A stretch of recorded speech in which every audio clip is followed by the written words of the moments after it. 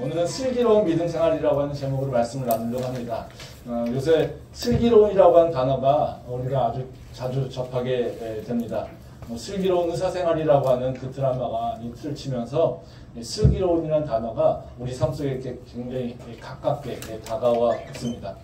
슬기로운이라고 하는 그 단어의 의미는 이제 국어사전을 찾아보면 그렇게 얘기합니다. 사물의 이치나 주어진 상황 등을 바르게 판단하여 이를 잘 처리하는 능력이 있는 것. 이것을 얘기합니다. 다시 말하면 우리가 사물 또는 주변의 환경들을 우리가 그 어떻게 작동하는지 어떻게 운용되는지 이것을 잘 이해하고 나는 그것에 대해서 어떻게 반응하고 어떻게 행동해야 되는지 이것에 대해서 잘 알고 또 잘 할 수 있는 능력, 이것을 가진 사람을 바로 슬기로운 사람이라고 얘기한다는 거죠. 슬기로운이라는 단어는 그냥 우리가 세상에서만 얘기하는 것이 아니라 우리의 믿음의 생활 속에서도 적용을 될 필요가 있습니다. 우리가 고백하는 믿음이라고 하는 것은 그냥 단순히 미래에 어떤 일이 일어날 것이다 라고 하는 그런 확신을만을 얘기하지는 않습니다. 그러니까 우리가 고백하는 믿음이라고 하는 것은 우리의 삶의 방식과 굉장히 연결되어 있다는 거죠. 그러니까 우리가 고백하는 신앙 고백은 다른 것이 아니라 하나님이 이 세상의 창조주시며 또 예수님께서 나의 구원주시며 또 지금 이 순간에는 성령께서 나를 지금 나와 함께 하시고 인도하신다라고 하는 것을 고백하는 겁니다. 그러기에 우리는 이제는 하나님이 내 삶 속에 들어왔고요. 그리고 성령과 내가 지금 함께 동행하고 있다는 것이죠. 그래서 예전에는 하나님과 관계없는 삶을 살았다가 이제 내가 믿음을 고백하게 되면 이제 하나님과 관계 맺는 삶을 살게 되는 것이고요. 그리고 하나님과 이제는 같이 동행하는 삶을 살게 된다는 거예요. 그래서 믿음은 단순히 미래에 어떤 좋은 일이 일어날 거라고 하는 확신 이런 것이 아니라 이제 하나님이 나와 함께 하시기에 나는 그 하나님과 동행한다라고 하는 것을 고백하는 것과 같다라는 거죠. 근데 이 동행이라고 하는 것, 하나님과 동행한다라고 하는 것이 말처럼 쉽지는 않습니다. 우리가 하나님과 동행한다라고 하면 그냥 되게 좋은 거 아니겠습니까? 그래서 하나님이 나를 사랑하시고 나를 위해서 모든 것을 준비하시고 나에게 뭔가 이렇게 좋은 선물들을 주실 것이라고 확신하는 것. 이렇게 생각하는 경우가 참 많다라는 것이죠. 그게 틀린 얘기는 아닙니다. 근데 문제는 뭐냐면요. 하나님의 동행이라고 하는 속에는 하나님의 선택도 있지만 나의 선택도 있다는 거예요. 그러니까 하나님이 우리를 위해서 모든 것을 다 준비하셔서 우리는 그냥 가가지고 딱 뭐만 하면 되는 걸로 생각하는데 그렇지 않다는 거예요. 그러니까 하나님이 우리한테 모든 것을 다 결정해 놓고 우리를 이끌어 가시는 것이 아니라 하나님은 계속해서 우리에게 기회를 주시고 또는 선택할 것을 선택의 여건을 주시고 우리한테 선택하라고 결정하라고 얘기하신다는 거죠. 왜냐하면 하나님은 우리에게 자유의지를 주셨기 때문에 그렇습니다.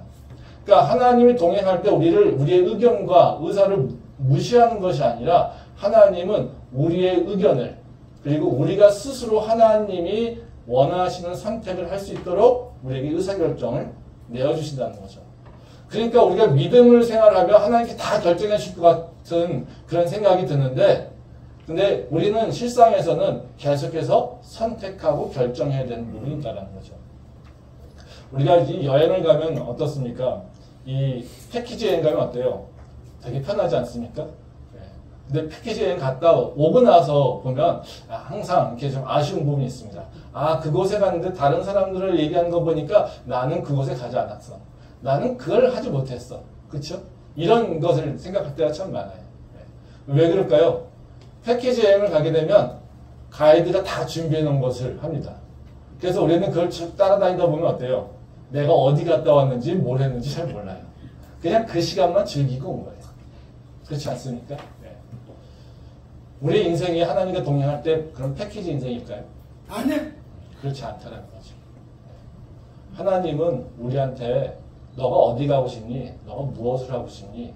나는 이것이 좋다고 생각하는데 나는 이것을 너한테 권하고 싶은데 얘기하신다는 거예요. 그리고 우리의 의견을 듣고 우리와 함께 맞춰가신다는 거죠. 그게 하나님의 동행이라는 것입니다. 오늘 읽은 말씀은 이제 제자들에게 지금 슬기로운 믿음의 생활을 요구하는 그런 상황이라고 이해할 수 있습니다. 예수님이 부활하신 이후에 제자들에게 나타나시고 증거를 보여주시면서 제자들의 믿음을 회복시켜 주셨습니다. 그리고 제자들에게 예루살렘을 떠나지 말고 이곳에서 하나님이 약속하신 것을 기다리라고 이렇게 말씀하신다는 거죠. 근데 이 제자들이 이 말씀을 듣고서 예수님께서 이 말씀을 하시는 거 보니까 그때가 바로 이스라엘이 회복하는 것을 의미하는 건가? 이렇게 생각이 된다는 거죠. 그래서 예수님께 그렇게 질문합니다. 그때가 바로 이스라엘의 회복을 얘기하는 겁니까? 이렇게 얘기한다는 거죠. 그랬더니 예수님은 그 시기와 때는 관심 갖지 마. 그래도 너희는 기다려. 이렇게만 얘기하신다는 거죠. 사실 이 상황은 우리가 보면 예수님이 앞에 있으니까 되게 그 제자들이 선택할 것이 없는 것 같지만 사실은 제자들에게 있어서는 이게 쉽지 않은 상황입니다. 아마 예수님이 앞에 있지만 그 제자들 마음속에는 굉장히 다양한 고민거리가 있었을 거예요. 이제 예수님이 이미 한번 십자가를 통해서 떠나셨지 않습니까? 그리고 다시 오셔서 부활하셨습니다. 그리고 예수님이 계속해서 자기와 함께 있을 걸로 생각했는데 예수님이 이제 또 떠나신답니다. 그리고 예수님이 떠나시는데 너희들은 그냥 예루살렘에서 기다리고 있어. 이렇게 얘기하신다는 거죠. 그러니까 이 제자들은 어떤 생각이 들까요? 예수님이 지금 기다리고 있으라고 하니까 기다려야 될까? 근데 내가 예수님 없이 무엇을 할 수 있을까? 아마 자기들 마음속에서는 나는 어디를 가야지, 나는 앞으로 이렇게 살 거야. 예수님을 믿고 있지만 나는 자기 나름대로 다 계획들이 있지 않겠습니까? 근데 그거 계획들이 있는 상태에서 예수님이 너희는 딴 데 가지 말고 예루살렘에서 기다려. 내가 약속한 것을 너희에게 보내줄 거니까 그것 때까지 기다려. 이렇게 얘기한다는 거죠. 그러니까 제자들은 어떤 생각이 들겠어요? 갑자기 왜 또 이런 얘기 하시지? 난 지금 계획이 있는데. 그럼 예수님의 계획이 뭔가 나한테 좋은 건가? 그럼 우리가 정말 기대하고 있는 것들을 지금 예수님께서 이루실 건가? 이런 생각을 하겠죠. 그러니까 그런 생각이 드니까 어떻게 하겠어요? 빨리 뭔가 이루어지기를 소망하는 마음이 생기지 않겠습니까? 그래서 제자들이 지금 무엇을 해야 될지를 굉장히 고민하고 갈등하는 순간이 바로 예수님이 부활하신 이후에 또다시 승천하시기 전까지 그때 예수님의 그 제자들은 어찌 보면 또 다른 고민, 자기 인생에 있어야 고민이 있었을 거라는 거죠. 그때 예수님께서는 제자들에게 다시 기다릴 것을 권고하시면서 이제 예수님이 권면하신다는 겁니다. 그래서 오늘 이 말씀을 통해서 제가 슬기로운 믿음 생활이 뭘까? 우리가 어떻게 하나님과 같이 함께 동행할 수 있을까? 이런 것에 대해서 좀 생각을 해보려고 합니다. 이제 구체적으로 그러니까 우리가 믿음의 삶을 살아갈 때 어떤 것에 대해서 관심을 가져야 될까? 무엇에 대해서 관심을 가져야 될까? 그리고 하나님께서 우리한테 정말 원하시는 것이 어떤 믿음의 삶을 원하시는 걸까? 그리고 우리가 때로는 답답한 환경에 있을 때 우리가 무엇을 해야 될까라고 하는 이 세 가지 질문에 대해서 같이 한번 생각을 좀 해보도록 하겠습니다. 첫 번째로는요, 우리가 슬기롭게 예수님과 동행하기 위해서 우리가 해야 될 일은 뭐냐면요, 예수님이 우리에게 무엇을 하셨는지에 관심을 가진다는 거죠.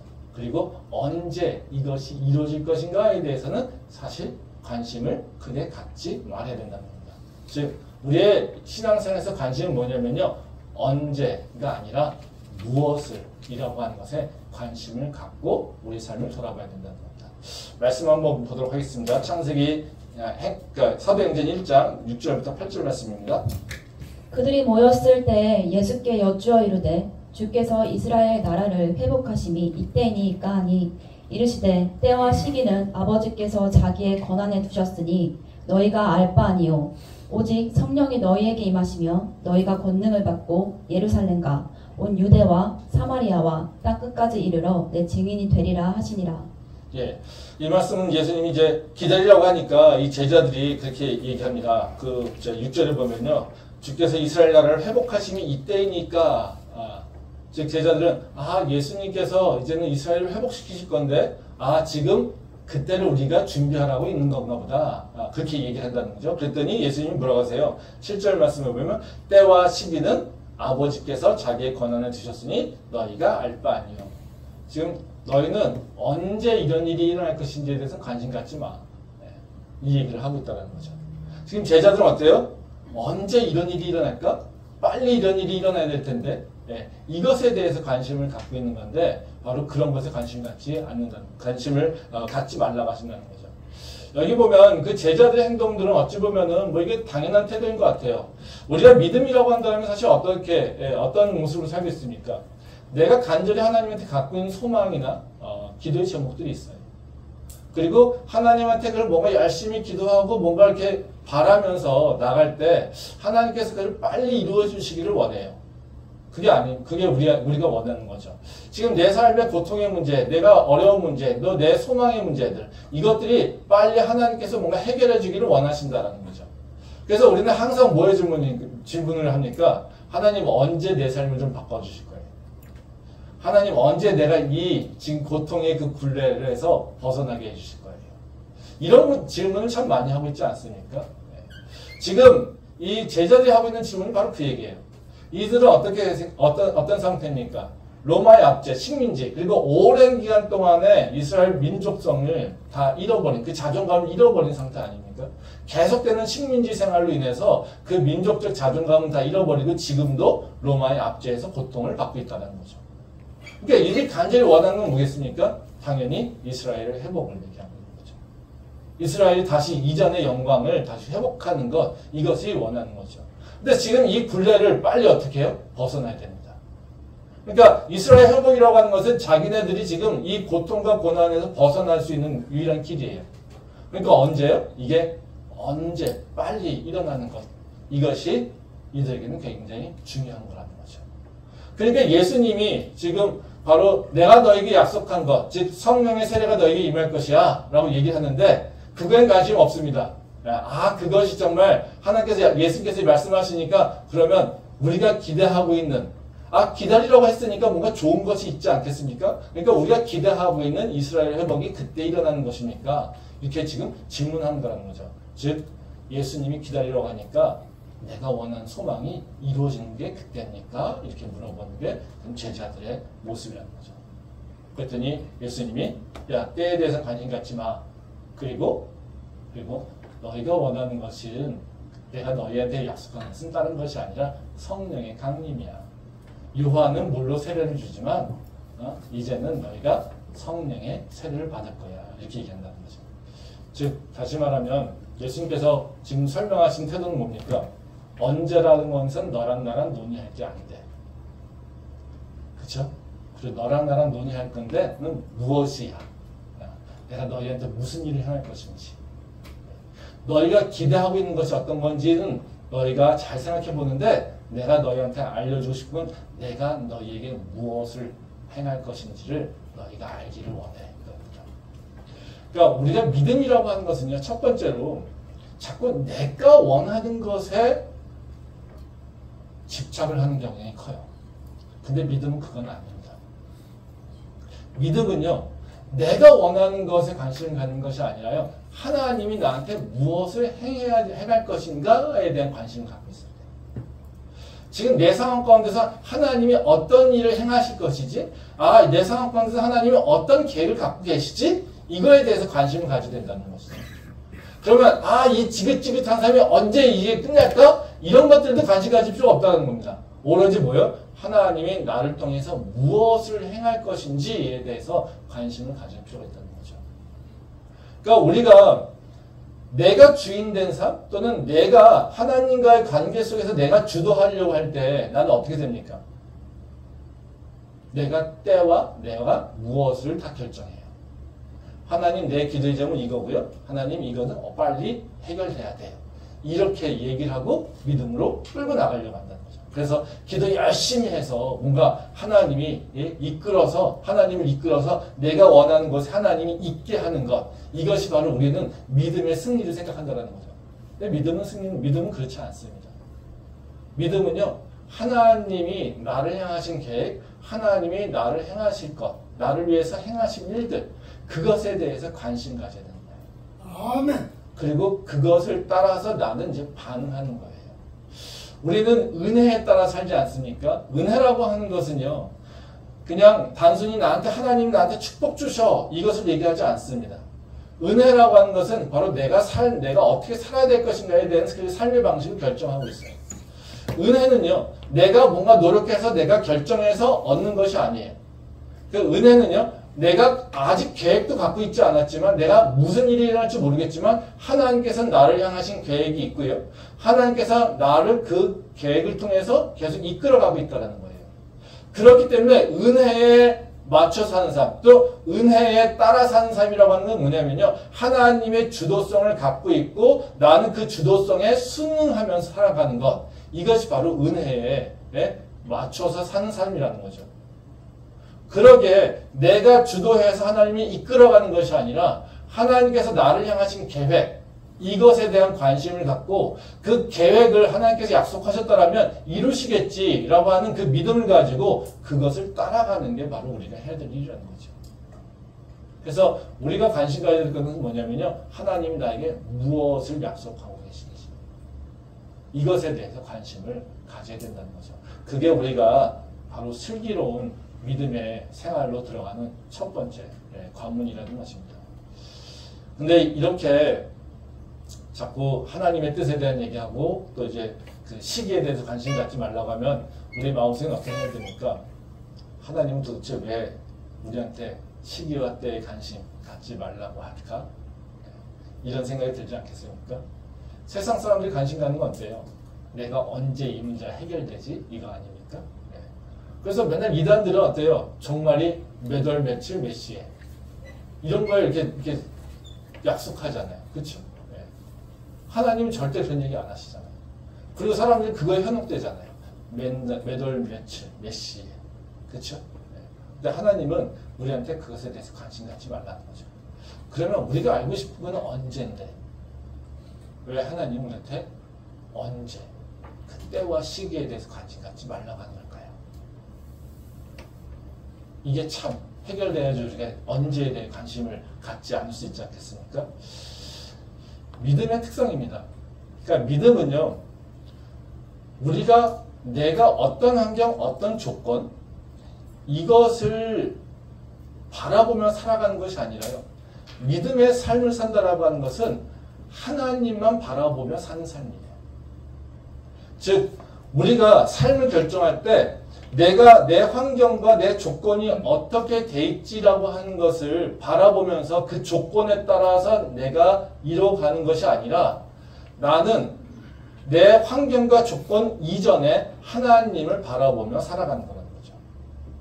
그래서 우리의 인생은 내 환경, 내 조건, 이것에 따라 결정되는 것이 아니라 하나님이 내 삶을 결정한다라고 하는 고백 속에서 살아간다는 거예요.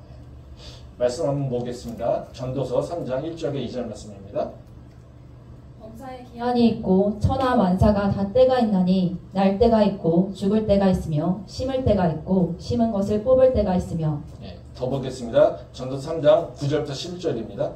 일하는 자가 그의 수고로 말미암아 무슨 이익이 있으랴. 하나님이 인생들에게 노고를 주사 애쓰게 하신 것을 내가 보았노라.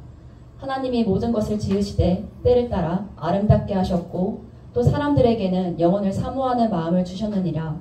그러나 하나님이 하시는 일의 시종을 사람으로 측량할 수 없게 하셨도다. 이 말씀은 이제 솔로몬의 지혜의 말씀이죠. 솔로몬 왕은 가장 지혜로운 왕이라고 칭송받는 사람이고요. 세상의 이치와 인간의 삶의 그 본질에 대해서 이렇게 통찰을 갖고 있는 사람입니다. 그 통찰을 이제 기록한 것이 이제 전도서죠. 이제 이 오늘 읽은 말씀, 지금 읽은 말씀에 보면 솔로몬이 세상을 보면서 깨달은 것을 이제 세 가지로 표현하고 있어요. 하나는 뭐냐면요, 하나님이 모든 것을 때를 따라서 아름답게 하셨다라고 하는 것. 이것에 대한 얘기를 하고 있어요. 두 번째는 뭐냐면요, 사람들에게 영원을 사모하는 마음을 주셨다고 얘기하고 있어요. 거기 보면 우리 몇 절인가 11절 말씀에 보면요, 그렇게 얘기합니다. 사람들에게는 영원을 사모하는 마음을 주셨다, 이렇게 얘기한다는 거죠. 그리고 세 번째는 이제 사람은 하나님이 하시는 일을 측량할 수 없다, 이렇게 얘기하고 있어요. 마지막에 그런 얘기하지 않습니까? 거기 보면 하나님이 하시는 일의 시종을 사람으로 측량할 수 없게 하셨도다, 이런 것입니다. 그러니까 하나님은 모든 것을 아름답게 하시고요. 그리고 하나님은 우리를 향하사 영원을 사모할 수 있게 하시고요. 그리고 하나님은요, 하시는 일들을 우리가 측량할 수 있는 방법을 넣는다라는 거예요. 그게 바로 이 세 가지라는 거죠. 근데 여기서 이제 우리가 갖고 있는 생각들은 좀 다른 것이 있습니다. 우리는 어때요? 우리 시절을 보면서 내 환경을 보면서 어떤 것은 좋고 어떤 것은 나쁘죠. 그렇게 생각하지 않습니까? 여기 이 앞절에 이 전도서 3장 그 앞쪽에 보면 1절, 2절 말씀에서부터 8절까지 말씀해 보면 계속 때가 나와요. 여기 그 2절, 그 1절과 2절 말씀을 보면 그런 얘기가 납니다. 범사에 기한이 있고 천하만사가 다 때가 있나니 날 때가 있고 죽을 때가 있으며 심을 때가 있고 심은 것을 뽑을 때가 있다. 한번 보세요. 날 때가 있어요? 죽을 때가 있어요? 이게 똑같이 좋은 건가요? 아니잖아요. 우리 생각해? 날 때는 좋고 기쁜 일이죠. 애기가 태어나면 좋은 거잖아요. 그렇죠? 죽을 때는 슬픈 거잖아요. 나쁜 거예요. 그렇죠? 또 보면 뭐라고 합니까? 심을 때가 있고 심은 것을 뽑을 때가 있고, 그렇죠? 심는 거, 새로운 생명을 심는 거잖아요. 희망이 있잖아요. 그렇죠? 아, 이제 심은 것을 뽑을 때가 있어요. 뭔가 있대. 그러면 이건 우리한테는 이미 결정된 거 끝난 거잖아요. 그렇죠? 우리가 또 기뻐할 때가 있고요, 슬퍼할 때가 있고요, 즐거워할 때가 있고요, 근심할 때가 있어요. 계속해서 전도서 그 3장 1절부터 8절까지 말씀은 그 말씀이 나옵니다. 근데요, 그런 말씀, 우리가 보기엔 어때요? 어떤 때는 좋은 때, 어떤 때는 안 좋은 때. 근데 이 솔로몬이 얘기한 건 뭡니까? 야, 너희가 생각하기에 좋은 때가 있고, 너희가 생각하기에 안 좋은 때가 있는데, 하나님은 모든 때를 다 좋게 만드시는 분이야. 너희가 지금 겪고 있는 그때를 모두가 다 아름답게 만드시는 분이 하나님이야. 그래서 이건 다시 말하면 무슨 얘기냐면요. 우리가 지금 뭔가 내가 마음에 안 들어요. 아, 내 인생은 왜 이렇지? 아, 빨리 이 시절이, 이 흑역사가 빨리 지나갔으면 좋겠어요. 이건 정말 내 인생에서 없어져야 돼요. 네. 근데 하나님은요, 지금 뭘 하시고 있는 거냐면, 내가 생각하는 흑역사, 내가 생각하는 정말 기억하고 싶지 않고 빨리 지나갔으면 하는 그 시간. 이 시간이 하나님께서는 나한테 유익이 되는 시간을 바꾸신다는 거예요. 그러니까 너희는 너희의 그때 이것에 대해서 너무 관심 갖고 있지 말라는 거죠. 그리고 또 뭐라고 합니까? 그래서 이것을 어떻게 표현합니까? 네? 하나님이 하시는 일의 시종을 사람이 측량할 수 없게 하신다는 거죠. 우리가 어떻게 해요? 아, 지금은 내 인생은 희망이 없어. 이런 환경 속에서 무슨 소망을 가져? 아, 이런 상황에서 무슨 하나님의 역사가 일어나? 그쵸? 근데 하나님의 일의 처음과 끝, 지금은 이것은 너희가 깨달을 수가 없어. 이겁니다. 너희가 생각하기에 지금 나는 희망이 없다고 하지만 하나님께서는 그걸 희망으로 바꾸시는 거고요. 너희는 좋다고 얘기하지만 하나님은 그걸 오히려 우리가 하나님 다시 만나는 그 고난의 터널로 들어가게 만드시는 것도 있을 수 있고요. 우리가 생각하는 것과 하나님 생각하는 것은 다를 수 있고요. 하나님이 하시려고 하는 일들은 우리의 계산과 우리의 생각으로는 도대체 이해될 수가 없다는 거죠. 아멘. 그러니까 우리는 어떻게 해야 돼요? 내 환경과 내 조건, 이것을 가지고 내가 판단해서 뭔가를 선택하는 것, 그것을 기준 삼아 사는 것, 이것은 우리가 해야 될 일은 아니죠. 그리고 우리한테는 그래서 뭘 주셨다니까? 거기 보면 뭐라고 해요? 사람들에게는 영원을 사모하는 마음을 주셨다는 거죠. 그래서 이런 것을 다 경험하니까 어떻게 해요? 내가 내 지식으로 내 환경과 내 조건을 따라서 내가 바라보니까 그 답이 없더라. 내 인생에 답이 없어. 그러니까 우리는요, 뭘요? 다른 것을 찾는 거죠. 그렇죠? 영원한 것이 뭘까? 진리가 무엇일까? 그러면 우리가 진리가 무엇일까? 영원이 무엇일까를 생각하게 되면 어디로 수렴할 수밖에 없으니까 하나님한테 수렴할 수밖에 없죠. 지금 이 시대에 청년들이 왜 하나님을 찾지 않습니까? 지금 이 시대의 세상 사람들이 왜 하나님을 구하지 않습니까? 영혼에 대한 관심이 없기 때문에 그래요. 그들이 갖고 있는 생각은 뭡니까? 돈이 자기 인생들을 결정할 거라고 생각해요. 자기가 갖고 있는 뭔가 어떤 스펙, 이것이 자기 인생을 결정할 것이라고 생각해요. 그래서 옳은 것이 무엇인지 자기 인생이 무엇을 위해서 정말 영원한 것, 변하지 않는 것, 이것이 무엇일까에 대해서 고민하고 살지 않아요. 그러니까 어떻게 해요? 하나님이 필요가 없는 거예요. 그들은 뭐요? 돈이 있으면 돼요. 훌륭한 스펙이 있으면 돼요. 근데요, 참 재밌는 건 뭐냐면요. 아무런 소망이 없을 때, 그때 오히려 하나님을 찾습니다. 아멘. 대학의 선교의 역사를 보게 되면 70년대, 80년대에 정말 대학 선교가 부흥을 했죠. 그렇지 않습니까? 근데 이때 왜 그러면 대학이 캠퍼스가 부흥됐을까요? 그 당시 청년들에게는 소망이 없었습니다. 환경과 조건을 봐서는요, 그들이 의지할 것이 아무것도 없었어요. 그래서 그들이 찾은 건 뭡니까? 하나님을 찾을 수밖에 없었던 거죠. 세상의 힘과 세상의 그 원리에 따라서 세상이 뭔가 세상적인 것을 갖고 있으면 내 인생이 바뀔 거야 라고 하는 생각을 갖고 있을 때 우리는 절대로 하나님을 찾지 않아요. 하나님을 사모하는 마음도 생기지 않습니다. 하나님을 향한 소망도 생기지 않습니다. 근데요, 우리가 세상 것이라고 하는 것이 정말 유한한 것이고 세상 것이라고 하는 것이 다 한계가 있고 그것이 내 인생을 결정할 수 있는 것이라 결정할 수 없다라고 하는 것을 알게 되면요, 우린 자연스럽게 하나님을 찾을 수 있게 된다는 거죠. 그래서 지금 얘기는 뭡니까? 하나님께서 우리에게 언제 무엇을 행하실지 우리가 다 알지는 못하지만 그렇지만 너희가 지금 누리고 있는 이때 좀 너희가 지금 내가 약속하고 있는 이것이 바로 너희에게는 가장 중요한 것이라고 한다는 거예요. 그러니까 너희는 다른 것에 관심 갖지 말고 하나님의 그 영혼에 대해서 관심 갖고 살라고 하는 것입니다.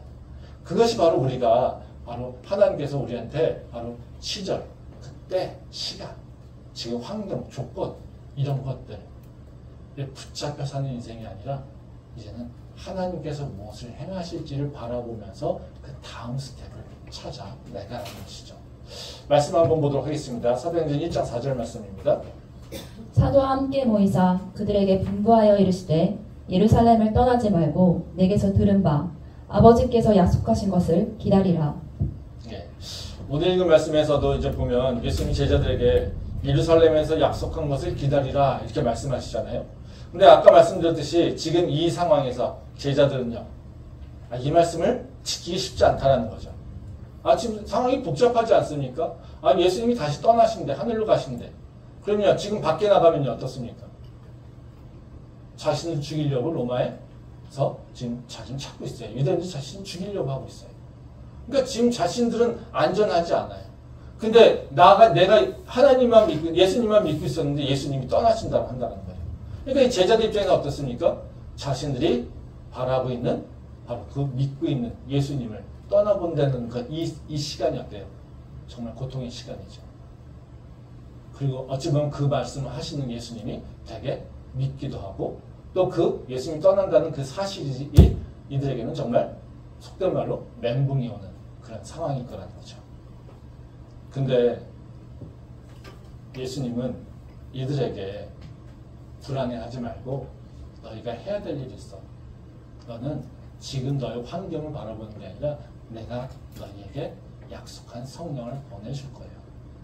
그러니까 기다려. 이것을 얘기하고 있다는 거죠. 제자들에게 예수님께서 요구하신 것은 다른 것이 아니라 지금 너희 환경을 바라보지 마. 내가 너희한테 무엇을 해야 될지 알려주고 있잖아. 기다려. 그러면 내가 약속한 성령을 너희에게 보내줄 거야. 그러면 너희가 이제는 새로운 삶, 즉 너희가 권능을 받고 열방에 가서 예수 그리스도를 증거하는 바로 그 전도자가 될 거야. 이렇게 얘기를 하신다는 거죠. 이 제자의 모습들은요, 사실 우리의 모습과 동일해요. 예. 우리도 매일매일의 인생이 어떻습니까? 불안하지 않습니까? 매일매일의 인생이 뭘 해야 될지 모르지 않습니까? 뭘 하고 있지만 마음속에 불안함이 있지 않습니까? 내가 열심히 뭘 하고 있지만 이것이 정말 내 인생이 변화를 줄까? 내가 이렇게 하고 있으면 내 인생이 내일 더 나아질까? 이런 것들에 대해서 확신이 없기 때문에 우리는 계속해서 불안해해요. 그때 하나님께서 우리한테 원하시는 것은요, 너가 지금 무엇을 할지, 그리고 네가 언제나 네 인생이 펼지, 이것에 관심 갖지 말고 내가 너에게 약속한 그 말, 그 약속을 기억하고 살아와. 그러면 너에게 내가 새 역사를 일으킬 거야. 이렇게 얘기하시다는 거죠. 근데 이제 마음속으로도 그런 생각이 들죠. 아, 믿음으로 따라가야지. 그래, 믿음으로 따라가야지. 근데 어때요? 마음속에서 하나님이 약속하지 않습니까? 저는 약속할 때가 참 많아요. 네? 언제까지 기다리시는 거예요? 그냥 나는 가르쳐줬으면 좋겠는데. 야, 며칠 날 이제 너 인생이 새롭게 펼쳐질 거야. 네? 그쵸? 네. 그냥 빨리 가르쳐주고 빨리 그냥 끝났으면 좋겠는데. 뭐 이게 고통 때 우리가 겪는 경험 아니겠습니까? 네. 근데 하나님 그걸 모르실까요? 알죠. 알죠. 왜 그러실까요? 참 야속하죠. 네. 사실 우리가 인생이라고 하는 것은요, 인생답게 살려면 우리가 미래를 아는 것보다, 결정된 것을 아는 것보다 바로 지금 순간을 정말 하나님과 더 깊이 교감하는 삶을 사는 게 중요하다는 거죠. 그리고 정말 우리가 더 깊이 우리가 영혼에 대한 사모함이 있지 않습니까? 그럼 영혼에 대한 사모함을 갖는다라고 하는 것은 하나님과 더 깊이 교제하려고 하는 마음이 있는 거예요. 근데 그 하나님과 더 가까워지고 하나님과 더 깊이 교제하려고 하는 마음이 있으려면 우리 삶이 어떻게 될까요? 되게 사실은 다이나믹해야 돼요. 그리고 어찌 보면 우리가 보기에는 스릴이 좀 있어야 되는 부분도 있어요. 평안도 있어야 될 때가 있지만요, 때로는 스릴이 있어야 될 부분이 있다는 거죠. 우리가 이제 그 소설을 읽거나 드라마를 볼 때 보면, 그 끝이 어떻게 될 거라고 하는 것을 알고 있을 때, 우리는 어때요? 그 드라마가 더 이상 재미가 없죠. 그렇죠? 그 작가가 무슨 생각을 하면서 이렇게 쓰고 있는지 잘 몰라요. 그리고 작가의 그 능력도 우리는 잘 몰라요. 그렇지 않습니까? 근데 우리가 드라마가 어떻게 끝이 될지 모를 때 그 작가가 이끌어가는 얘기들, 그 대사 하나하나를 보면서 우리는 사실 누구랑 얘기하고 있는 겁니까? 작가하고 얘기하고 있는 거죠. 그래서 멋진 대사를 보면 어때요? 와, 저런 대사를 어떻게 쓸 수 있을까? 그 저 대사가 뒤에 가서 이어지는 얘기들을 보면서 저런 상상, 저런 생각을 한다는 것 자체가 너무 기쁘지 않아요. 그런 걸 만난다는 것이 즐겁고 그것이 재미 아닙니까? 그것 때문에 우리가 드라마를 보는 거잖아요. 그렇죠? 우리 인생도 마찬가지예요. 우리 인생이 이미 다 결정됐어요. 그것의 끝을 다 알고 있어요. 그러면 어떻게 해요? 우리는 지금 열심히 살까요? 아니. 안 살아요. 그럼 우리가 지금 하나님을 찾을까요? 아니. 하나님 찾지 않죠. 우리는 절대 하나님을 알아갈 수가 없어요. 그러니까 다시 말하면 우리가 언제 어느 때 언제 이런 일들이 나한테 변화가 일어날지를 알고 있다면 우리 삶에서는 변화가 내 안에서 일어나는 역동성은 없더라는 거죠. 하나님이 우리한테 기대하는 건 뭐냐면요, 로봇가 아니에요. 하나님은 우리와 인격적으로 계속 교제하기를 원하세요. 우리가 하나님을 찾고요. 하나님이 우리에게 주신 것을요, 우리는 기쁨을 받아들이고 감사함을 받아들이고요. 또 그러기에 우리는 하나님을 더 깊이 나가려고 하나님께 더 간구하고 나가는 것. 이것이 바로 하나님과 우리가 맺어야 될 관계라는 거죠. 근데 우리가 언제 계속해서 무슨 일이 일어날 거라는 것을 알게 되면 우리는 그때부터 어떻게 해요? 영혼에 대한 사모함이 없어지게 됩니다. 즉 하나님께서 우리를 향하신 그 계획, 영혼을 사모하는 그 마음이 우리한테 사라지게 된다는 거예요. 즉 우리는 살아있지만 살아있는 인생이 아니고요, 인생을 살고 있지만 그 인생이 내가 살아가는 인생이 아니라는 거죠. 즉 나의 인생이 안 된다라는 거예요. 이런 인생이 좋은 인생이겠습니까? 아니. 절대 좋은 인생이 아니죠. 이건 이해하는 게 쉽지는 않습니다. 근데요, 내가 정말 나답고 그리고 나에게 맞는 인생, 그리고 내가 그 인생에서 기쁨을 누리며 만족을 누리며 그리고 성취감을 누리며 살 수 있는 인생은 어찌 보면 하나님이 우리한테 뭔가를 알려주지 않으면서 우리를 이끌어 가시는 그 인생이 진짜 하나님에게 집중할 수 있는 인생이라는 거예요. 저는 이 말씀 보면서 참 하나님 지혜롭다. 이게 하나님이 지혜롭다고 하면 제가 참 말도 안 되는 얘기지만요. 끝내주신다라는 거예요. 생각해 보세요. 우리는 알고 싶은 게 뭐예요? 언제 무엇이 이루어질까잖아요. 그렇죠? 두 개를 다 알려주시지 않으면 어떻게 해요? 우리는 정말 살기 힘들어요. 그렇지 않습니까? 네. 근데 하나님이 우리한테 알려주시는 확실한 거 있죠. 무엇을은 알려주고 계시죠. 무엇을은. 내가 너를 구원했고 내가 너와 함께 할 것이고 내가 너를 이제는 지키고 인도할 거야. 이거예요. 이것은 확실하게 약속하셨어요. 그렇죠?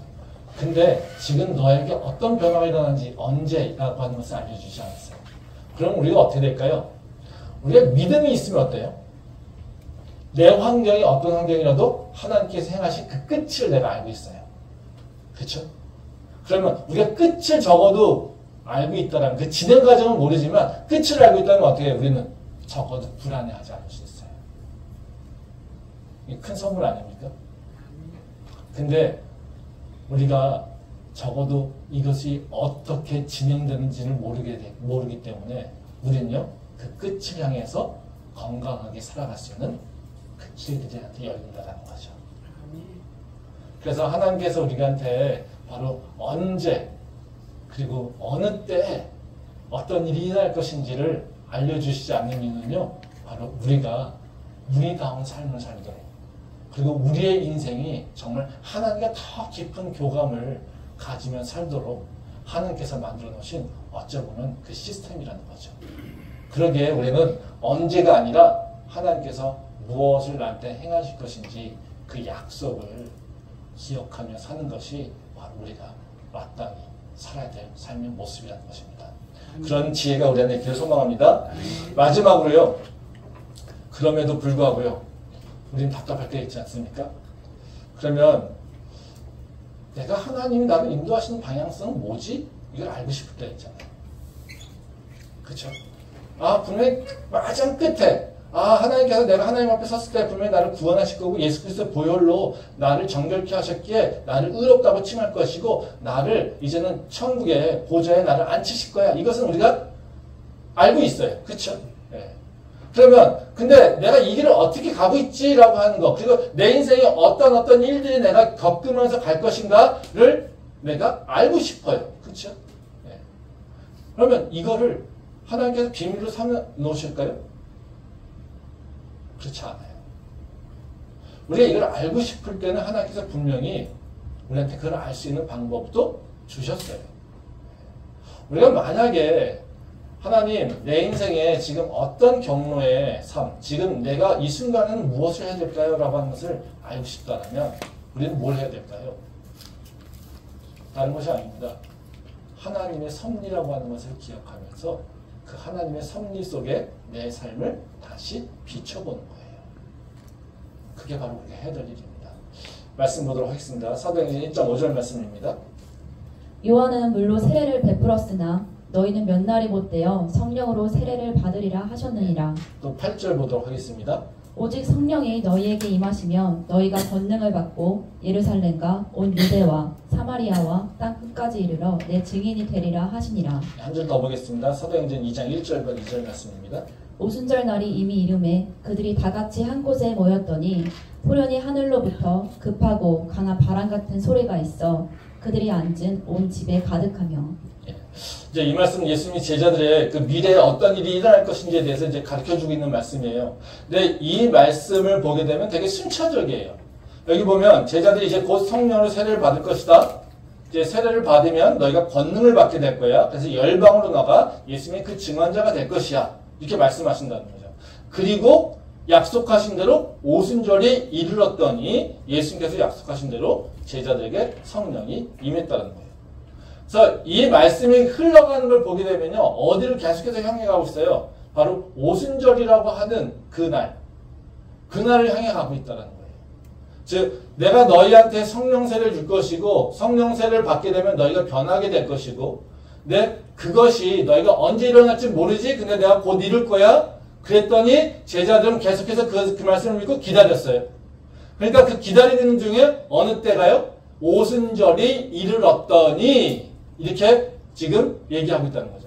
그리고 그때 호련히 하늘에서 불같은 것이 임하셔서 제자들에게 성령의 세례가 임했다는 것이죠. 이것은 굉장히 어떻게 해요? 계획이 없는 것이 아니라 계획이 차근차근 순차적으로 일어나고 있다는 것을. 그리고 그 때라고 하는 것도요.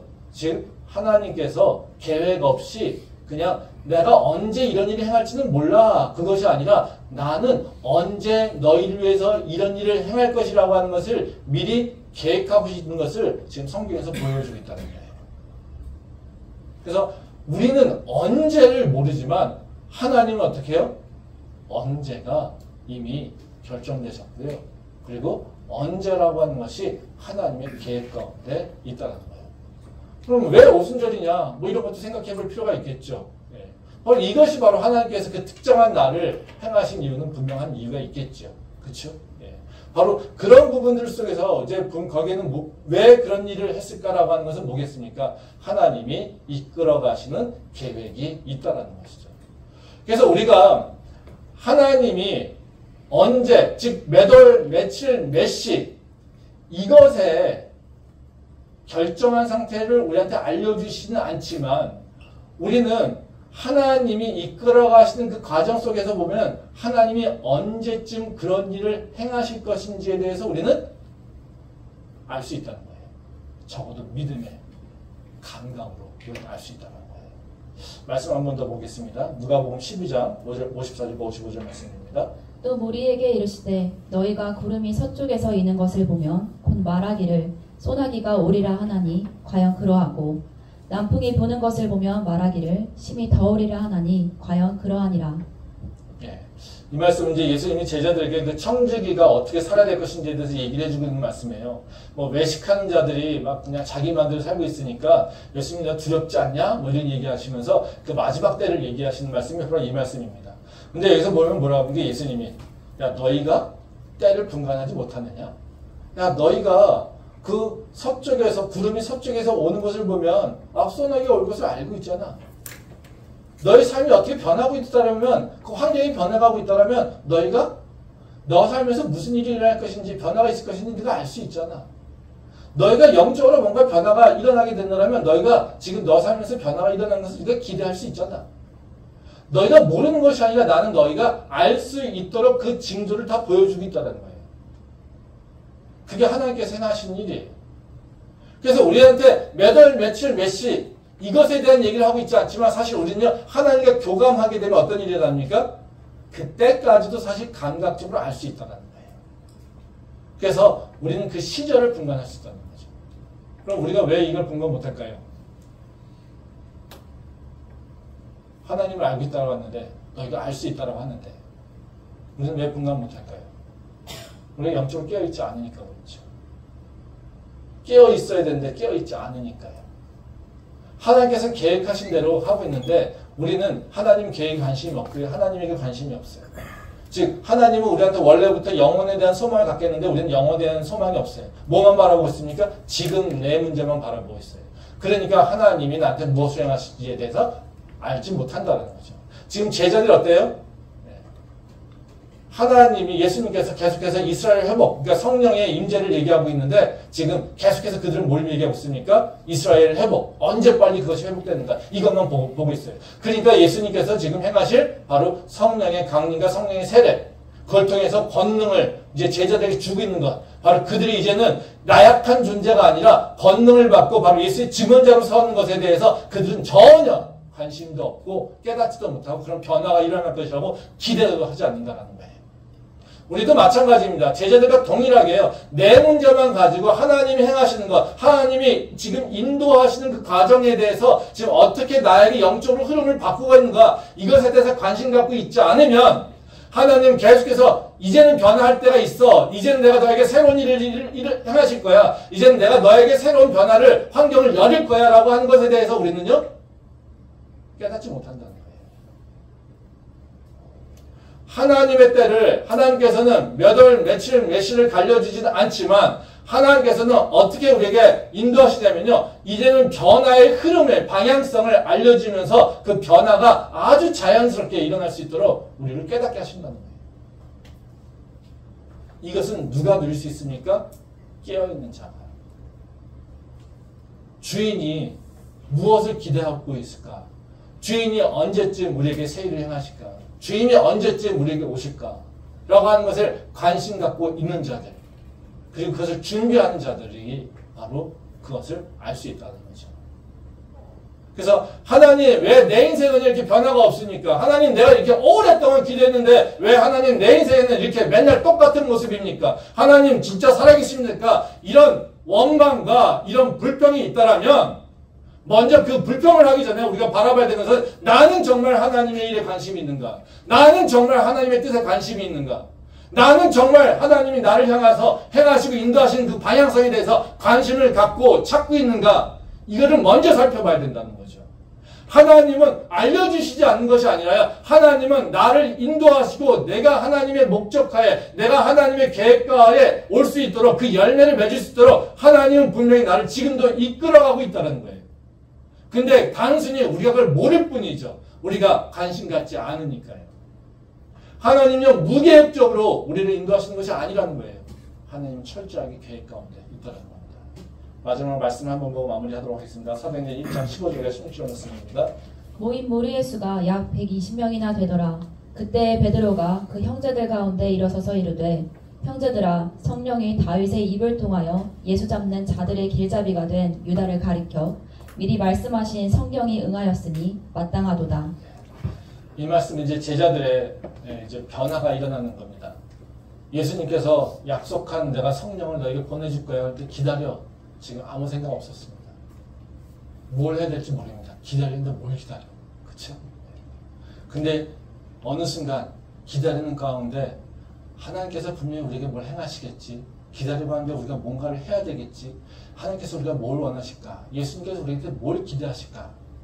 그걸 바라보다가 이제 제자들이, 그러면 하나님께서 우리한테 준비하신 것, 그리고 우리를 바로 증언자로, 열방의 증언자로 세울 수 있도록 권능을 주신다고 했으니까 우리의 모습이 바뀌어야 되지 않겠니? 그리고 우리의 인생, 자기들의 모습을 돌아봅니다. 그때 뭘 발견했어요? 유다가 빠지면서 발견했다는 거예요. 그전에는 12제자가 중에 하나가 빠진 것에 대해서 관심 갖지 않았어요. 유다가 어디로 갔는지 관심 갖지 않았어요.